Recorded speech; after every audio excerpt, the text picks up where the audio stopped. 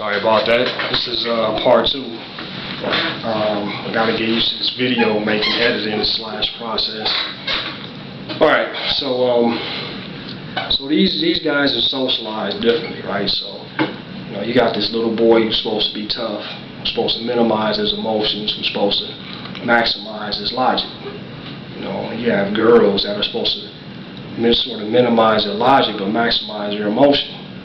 Okay?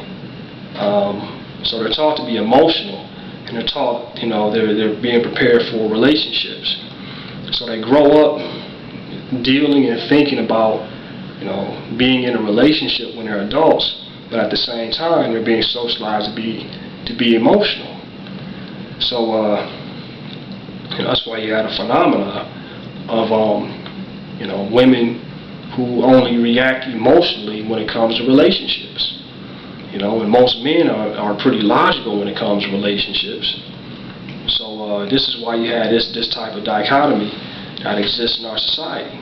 And it's largely, my belief or theory is that it's because of the way we socialize our children.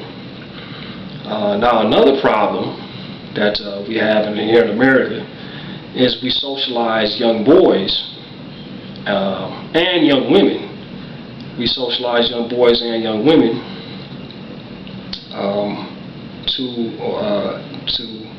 to accept and sort of propagate the idea of romance. Romance is supposed to be a really big deal, right? So you have a guy, the young boys are generally taught, and it's in the media, it's in the cartoons, it's in the movies about being a gentleman. That generally, women should be treated, as sort of delicate creatures, as queens, and all this other kind of stuff, right? Like me, I was taught to open the door, for a woman, to generally, be as polite as possible, to generally be as nice as you possibly could, even if you had to go out of your way to do so. This is what a gentleman was supposed to be. So they, you see all of the typical crap, man, in the media where, in the cartoons and the movies and stuff, where the guy brings flowers and candy and all this other kind of stuff, and there's this whole, romantic process that's supposed to take place.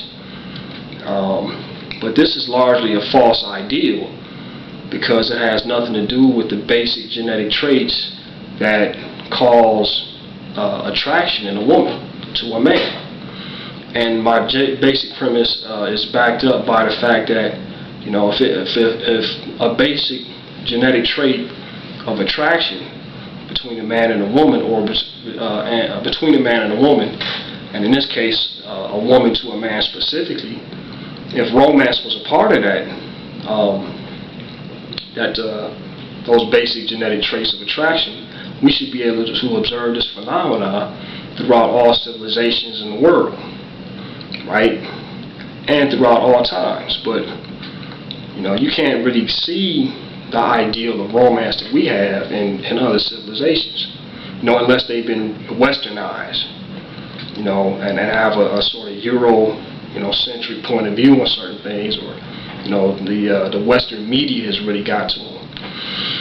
So like if you look in the rainforest, right, or the jungles and stuff like this, where you had these general so-called primitive people, but we'll just say that they haven't been westernized in the urban sense. In the sense of urban type life, and all the supposedly sophistication is supposed to come with that. But you don't see these guys running around in the jungle, with women walking around, and you don't see him taking his loincloth off and putting it over the pedal. Over a puddle, and so the woman can walk over it to get to the other side of the mountain or something like that. You don't see him putting down rose petals, leading all up to the hut. You don't see this kind of stuff. This sort of romantic idealism is, mainly a European ideology.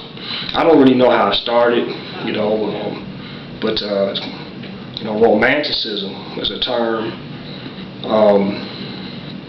that started in Europe. So you tell these young boys that, to attract a woman, you're supposed to behave, in this sort of gentleman type of behavior and be romantic. So you got these young, the nice guys out here following that stuff, right?